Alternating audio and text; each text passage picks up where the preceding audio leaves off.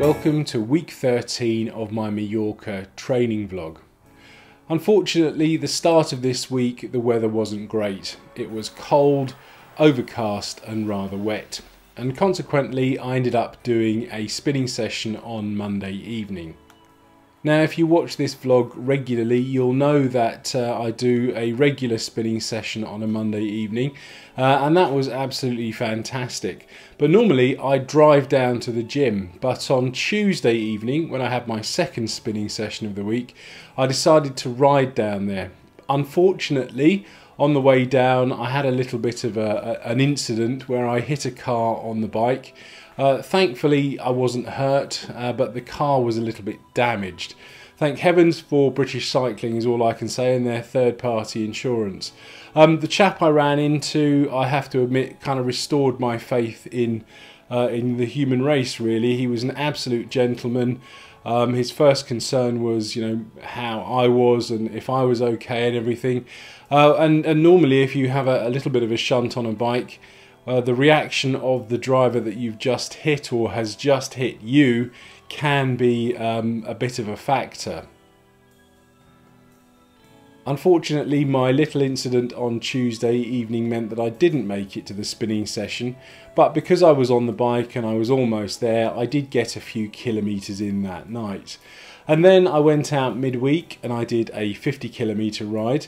It wasn't particularly difficult. It was on a fairly undulating route for the first half, and then it was fairly flat with a fairly strong tailwind after that. But it was still 50 kilometres nevertheless. And then I went out looking for what I was calling my Goldilocks climb. So that was a climb that wasn't going to be too steep. It wasn't going to be too flat. It needed to be fairly long. And my thinking there was something that I could ride up and maintain a 90 cadence. It wouldn't be easy to maintain the 90 cadence. I would have to work for it.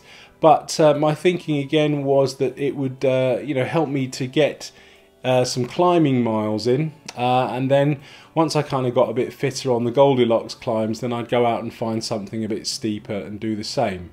And then luckily towards the end of the week the weather improved, so we had clear blue skies, beautifully warm temperatures of 25 degrees, and it was absolutely fantastic. Very lucky for me because on Sunday I did the Isle of Wight randonnée.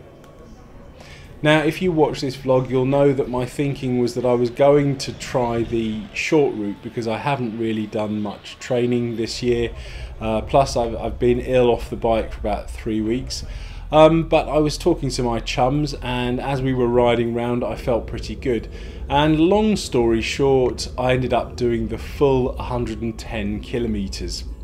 Now it was not easy. Towards the back end of it, I was really on the rivet. The last 35 kilometres were really tough, particularly on the climbs, and for some of them I was just chugging up, just turning the pedals as best I could, and I probably wasn't riding much more than a quick walking pace, but nevertheless I got up all of the climbs without getting off and walking.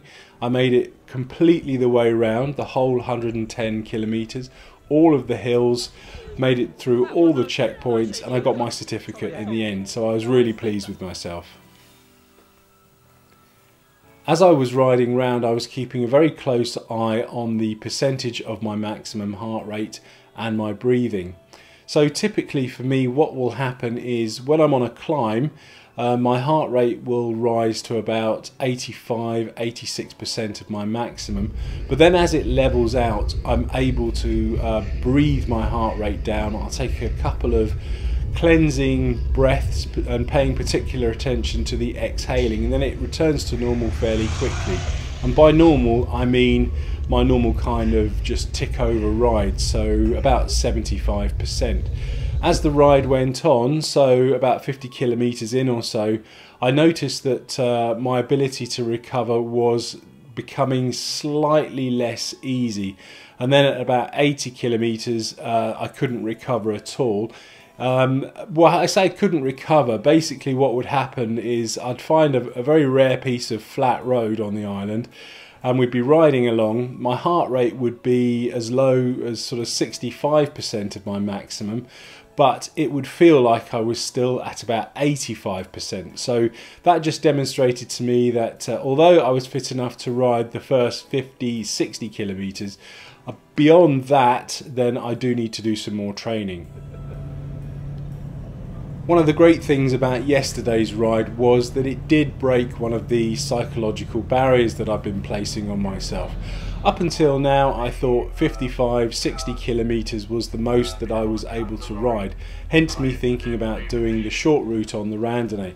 But my friends kind of talked me into doing the long route yesterday, and yes, okay, I was tired, but I did manage to finish it. So what that means for future rides is that 50 kilometers no longer holds any fear for me, and I could probably even extend it to about 70 kilometers for my regular kind of training rides. On the downside, riding the randonnée did make me a little bit fearful about Mallorca. Now I know the rides are going to be very different. Yesterday the roads were very undulating, we were either climbing or descending with very little in between, but the distance was fairly similar. So typically a Mallorca ride is going to be about 80, 90, 100 kilometers. And usually when we go out on the rides, we'll do a flat bit for a while, then we'll climb for 10, 15 kilometers, and then we'll descend for 15 kilometers, and then we're back to the flat again.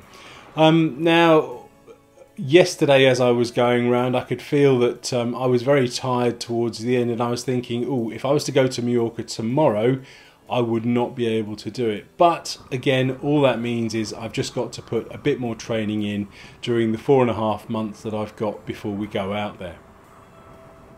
So with this in mind, I would like to organise another long ride. And the obvious one for me is to cross off one of my bucket list items, and that's to cycle over Westminster Bridge on my bike. So what I will probably do is organise a ride from here in Hampshire up to the Look Mum No Hands Cafe in Shoreditch, and I've checked the route and it's going to be about 110 kilometres or 70 miles, and I'll probably organise that for kind of early mid-July. Now anybody watching this, if you'd like to join me, you'd be very welcome to come along. So stay tuned to the blog, and I'll post the details here. I'll also post the details on the Twitter and the Facebook page.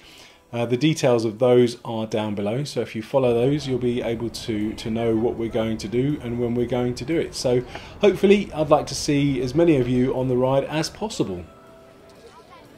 So are you training for a particular event? If you are, please tell me all about it in the comments below. If you found this film useful, please like and share, and if you'd like to get the most out of your cycling, please consider subscribing for my regular weekly uploads. Thanks for watching.